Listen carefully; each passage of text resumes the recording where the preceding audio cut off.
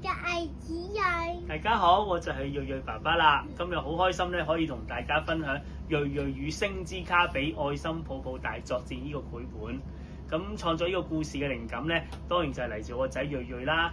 咁佢同好多小朋友一樣，都好中意一啲卡通嘅角色嘅喎。睿睿，你可唔可以分享下你中意咩卡通角色啊？我最中意星之卡比，因為佢圓粒粒、粉紅色，好可愛。咁見佢咧同卡比咧玩得咁開心咧，我就諗啦，不如寫一個關於佢嘅專屬冒險故事啊！所以喺故事一開頭咧，我就安排咗睿睿咧，俾一道神奇嘅光咧吸咗入去遊戲世界度喎，同佢最愛嘅卡比一齊。咁開頭你敢唔敢講呢個故事啊？唔敢講噶，但係呢個係我與星之卡比嘅故事，我最後好勇敢咁講出嚟。咁作為爸爸啦，我就唔想淨係講一個普通嘅打怪獸故事。咁所以咧，當大反派黑影大王出現嘅時候咧，點樣啊？睿睿？黑影大王偷走咗大家嘅笑容，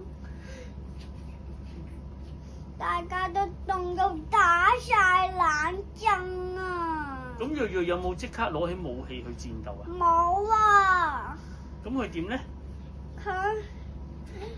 佢只係個心好唔舒服。咁同埋佢仲想將啲溫暖點啊？分俾佢哋。咁樣咧，卡比咧就係因應睿睿呢一份咧想幫助人嘅善良，所以咧就變身成為愛心天使卡比啦。我就想通過呢個設定咧，話俾睿睿知道，其實同理心同埋善良咧，就係你身上最厲害嘅超能力啦。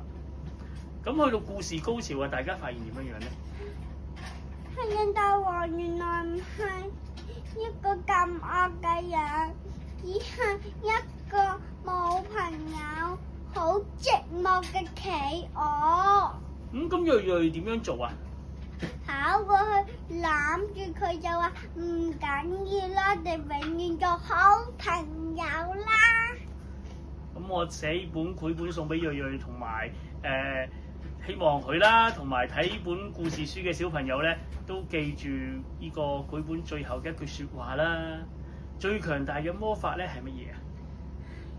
唔好用拳頭，最強大嘅魔法就係只要有一顆仁愛嘅心就得啦。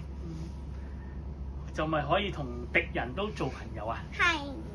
咁希望大家咧都中意我哋嘅故事啦。拜拜。